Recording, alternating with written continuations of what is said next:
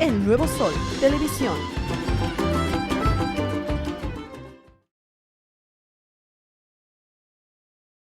Are there dreamers in Mexico? Is there a dreamer diaspora around the world? Not just Mexico, Guatemala, Philippines, where young people are being deported and even deciding to return because of the obstacles they're facing.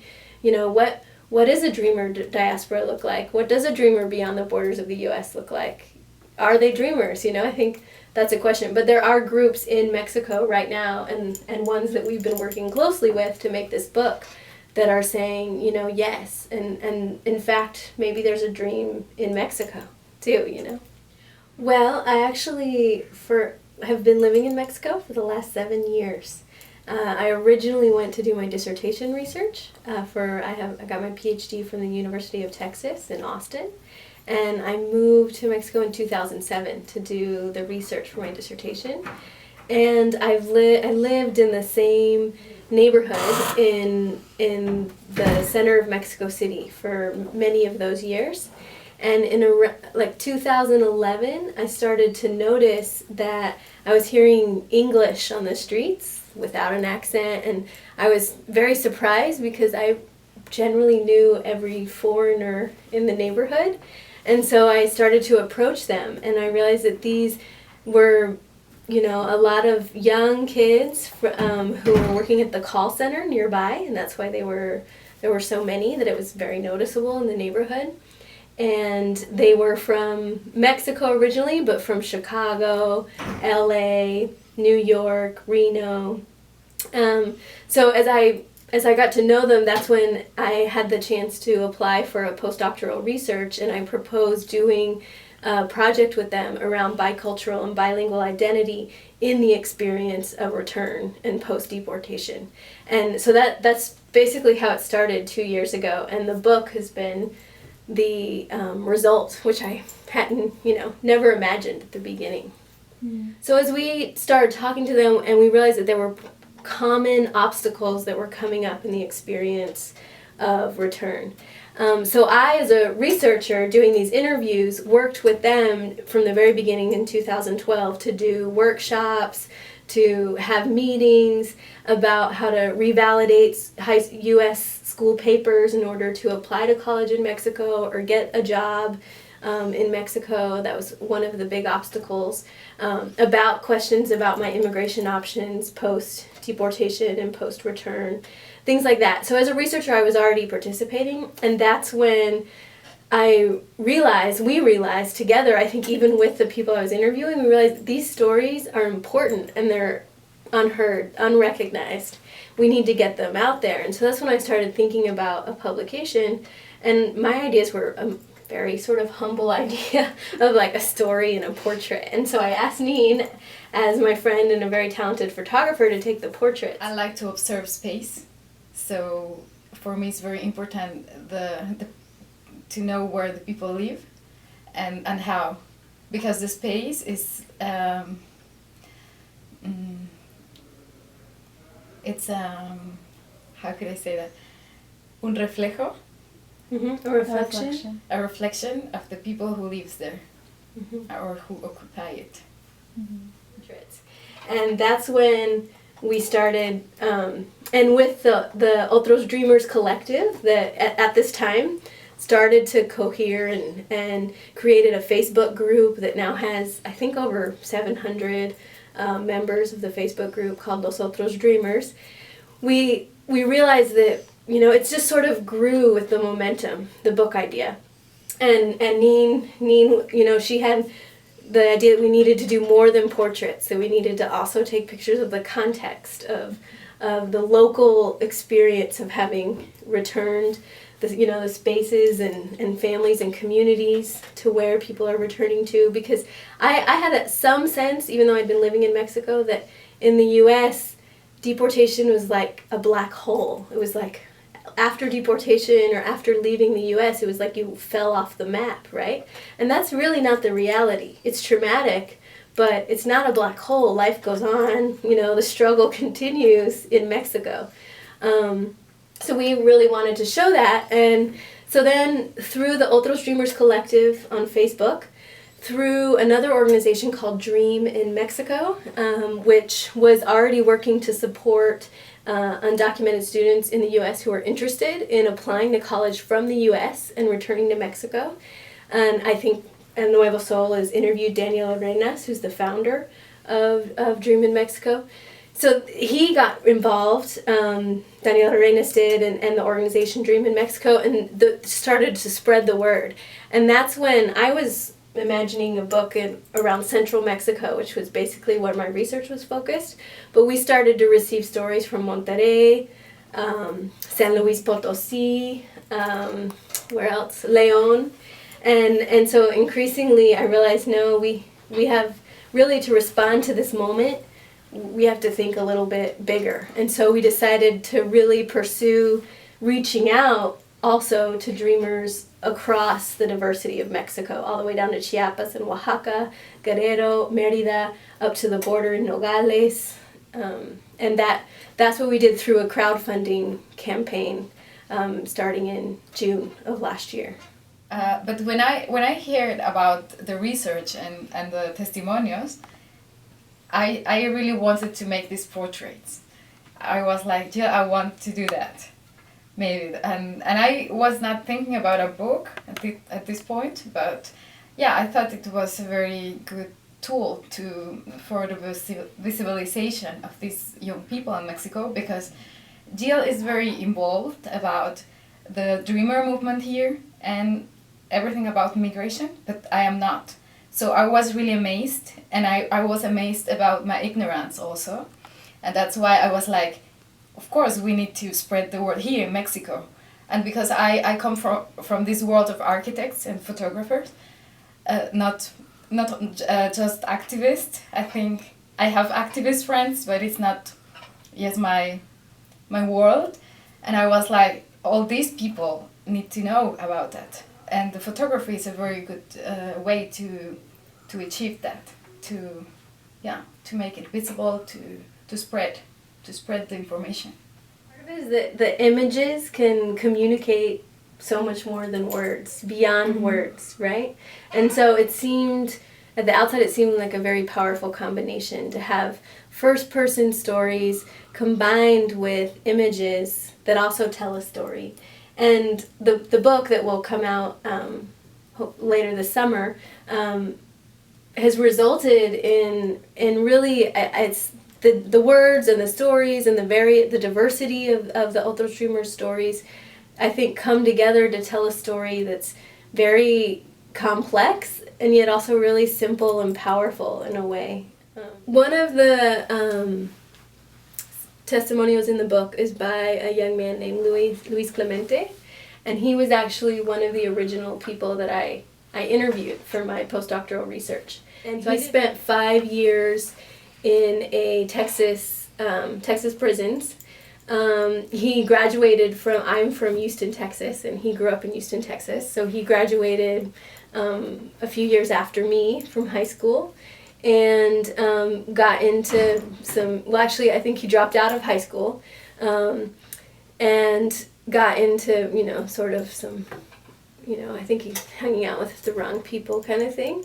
Was arrested for assault and robbery and spent 5 years in prison. He actually had his green card, legal permanent residency, but because of the 1996 IRA law, that was automatically revoked. He spent 6 months in a detention center appealing because he has very few memories of Mexico.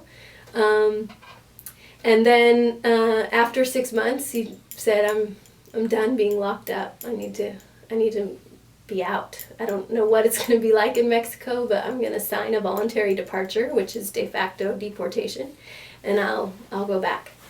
So he was dropped off at the border in the middle of the night, as many of these young men are, and he called his mom and said, where do I go now? And she said, I think you should go to your grandma's house in Guerrero. And he said, where's that? And she said, okay, go to a bus station and go to Guerrero. So he went and he lived with his grandmother for, I think, a little under a year in Guerrero. And he couldn't really find a job. He couldn't figure out anything. He helped his grandmother out. He was fumigating roses for a while.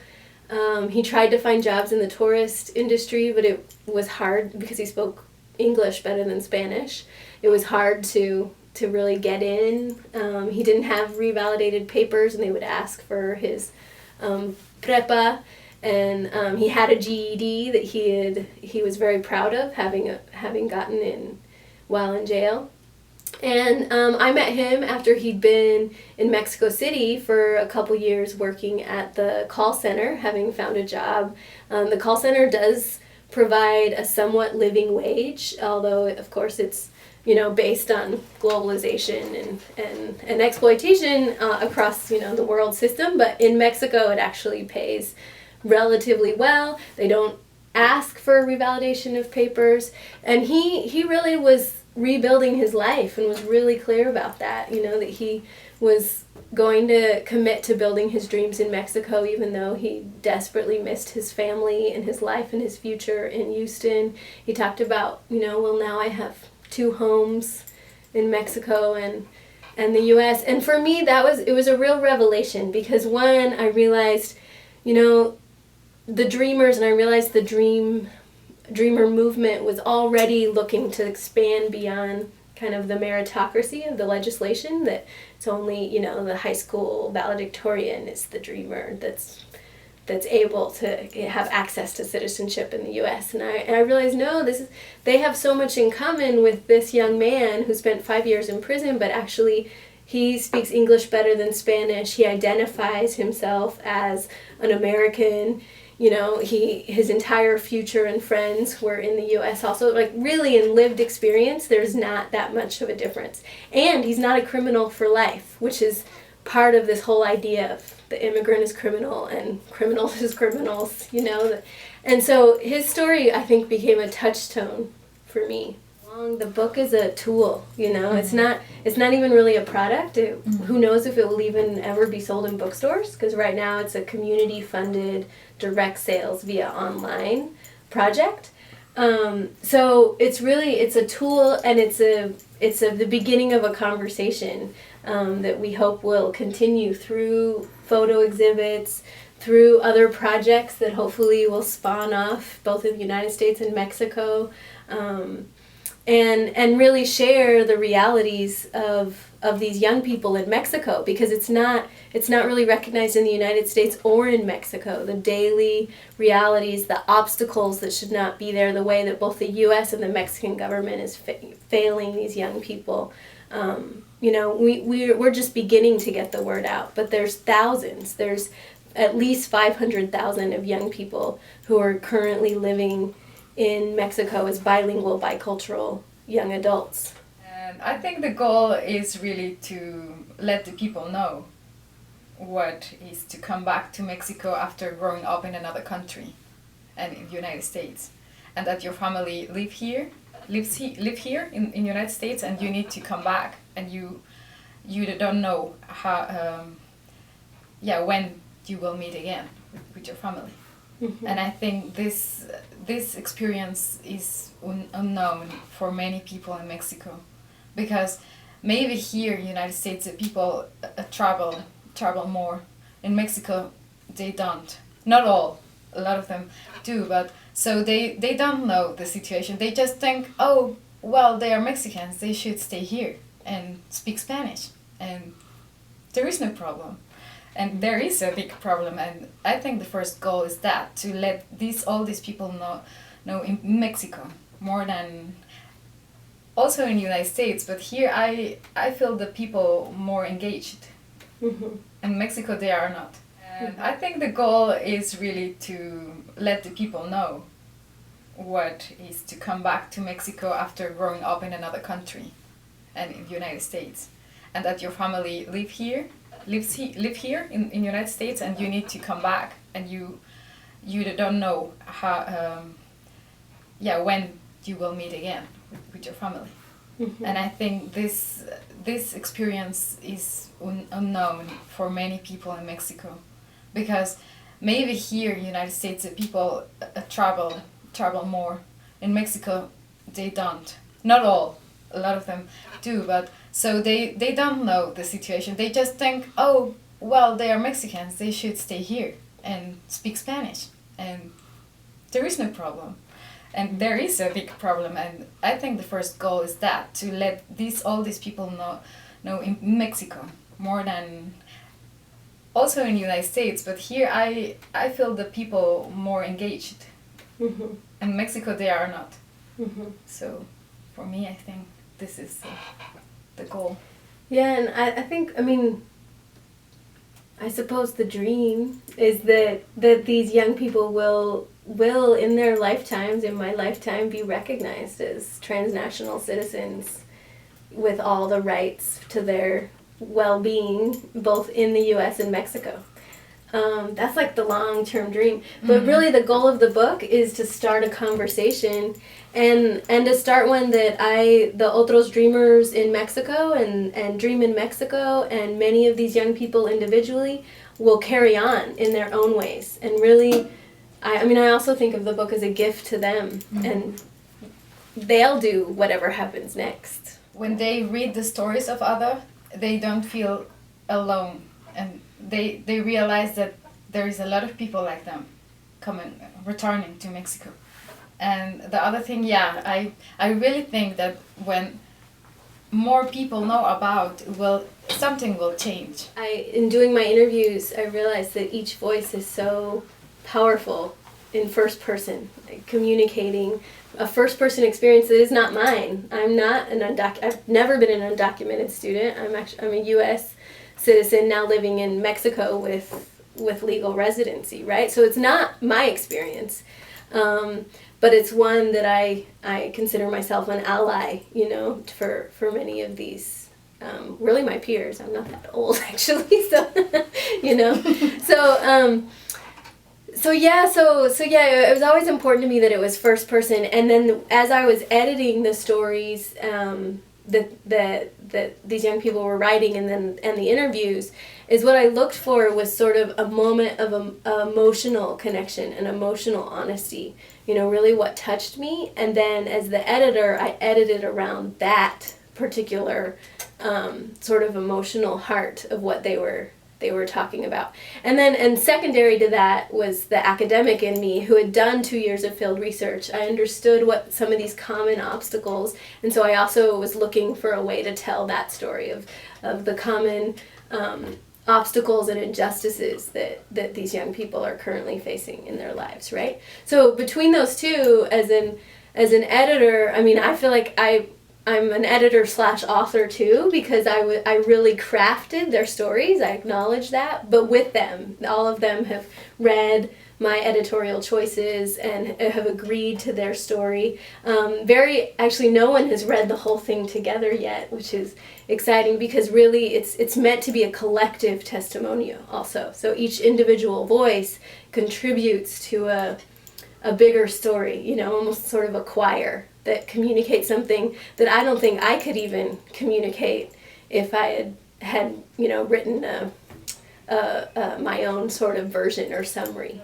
Who am I, and am I still a dreamer, I think is a question for many, because many in their testimonials in the book, they describe participating in Dreams to be Heard, actually, and other dreamer groups across the United States while they were in high school, or if they went to college.